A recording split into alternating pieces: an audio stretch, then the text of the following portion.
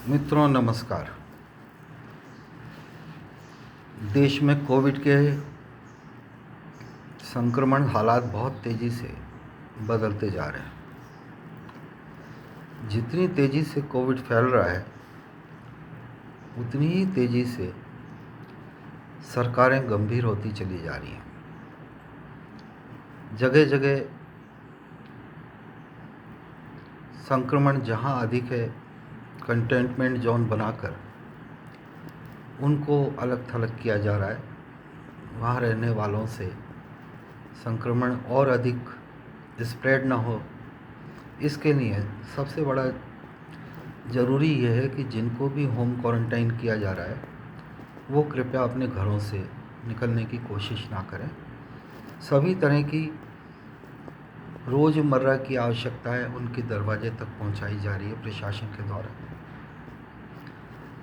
मैं आपके साथ जो ये अनुभव शेयर कर रहा हूँ वो RUHS हॉस्पिटल है, जो राजस्थान का सबसे बड़ा कोविड डेडिकेटेड हॉस्पिटल है, जिसकी क्षमता 1200 बेड की है। यहाँ डॉक्टर्स दिन रात मरीजों की सेवा में लगे हुए हैं और बहुत मुझे गर्व का अनुभव होता है कि ये दूरगामी सोच इस अस्पताल को बनाने की जो पूर्व मुख्यमंत्रियों अशोक गहलोत जी हों या वसुंधरा जी के समय की हों रही थी, आज उसी का परिणाम है कि हम राजस्थान की राजधानी में इतना बड़ा एक कोविड डेडिकेटेड हॉस्पिटल बना पाए।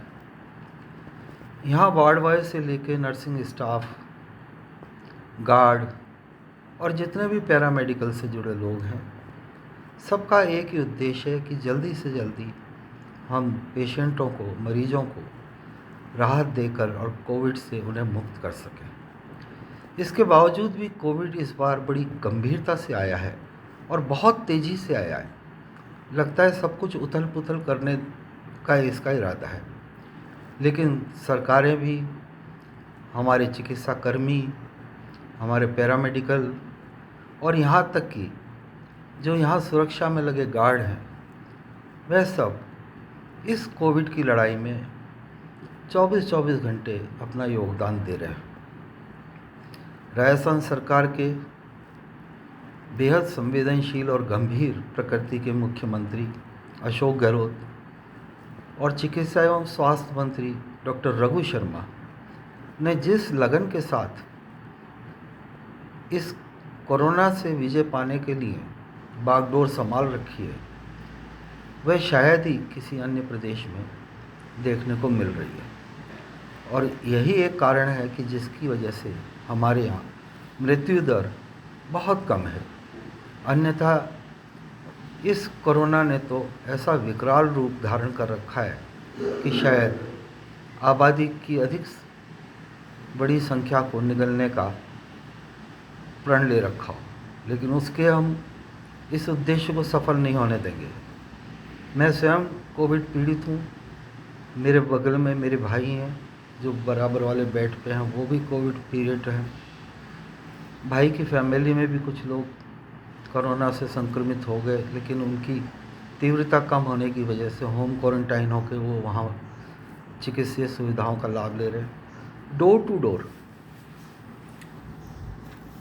सरकार की मेडिकल विभाग की, चिकित्सा विभाग की टीमें घर घर जाकर लोगों को राहत पहुंचा रही है, दवाइयाँ पहुंचा रही हैं, वैक्सीनेशन हो रहे हैं। ये एक ऐसा काम है जिसमें आप और हम सब मिलकर अगर पूरी भागीदारी निभाएं तो हम इस कोविड को, संक्रमण को, इस महामारी को ख़त्म कर सकेंगे। मेरी आपसे पुनः एक बार निवेदन है, अनुरोध है, विनती है कि कृपया बिना मास्क के फिजिकल डिस्टेंसिंग के साथ साथ सोशल डिस्टेंसिंग पे जोर दें और घरों से तभी निकलें बहुत जब ज़रूरी हो। और ऐसे समय में कर्मचारियों से राज्य के जो ज़रूरी सामान उपभोक्ता हैं उनकी मदद करने के लिए हड़तालों से दूर रहें, क्योंकि हड़तालों से प्रदेश प्रभावित होता है, हड़तालों से कामकाज प्रभावित होता है। और ऐसे महामारी के समय में अगर किसी भी तरह की हड़ताल, चाहे वो पेट्रोल पंप वालों की हो चाहे राज्य कर्मचारी के किसी विभाग की हो, नहीं होनी चाहिए। ये आप कर रहे हैं तो ये मानिए कि आप मेरी नज़र में तो देशद्रोही हैं, और ऐसे देशद्रोहियों को इतिहास माफ़ नहीं करेगा। अगर हम सब रहेंगे तो हड़ताल करने के आपके पास बहुत मौके आएंगे, लेकिन ये मौका सही नहीं है। राज्य सरकार की मदद करें, राज्य सरकार के हाथों को मजबूत करें, और जितना संभव हो सके घर में रहें, वर्क फ्रॉम होम करें। सरकारों ने भी इसके लिए आदेश जारी कर दिए हैं।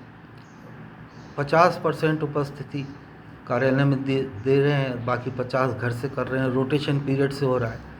तो कुल मिला के ये है कि अपने आप को सुरक्षित रखें, और ये राजनीति करने का समय नहीं है। इसी के साथ मैं अशोक राष्ट्रध्वज RUHS हॉस्पिटल जयपुर से आप सबके सामने यही निवेदन करता हूँ कि सरकार द्वारा कोविड की गाइडलाइन का पूरा पालन करें। धन्यवाद। जय हिंद। आज का दिन शुभ हो आपका। 10 अप्रैल के बाद एक ऐसा और प्रण ले लें कि हम घरों में रहेंगे और अधिक से अधिक सोशल डिस्टेंसिंग का पालन करेंगे। आपस में घर में रहते हुए भी मास्क का प्रयोग करेंगे। क्या पता कब कौन संक्रमित हो जाए। धन्यवाद। जय हिंद, जय भारत।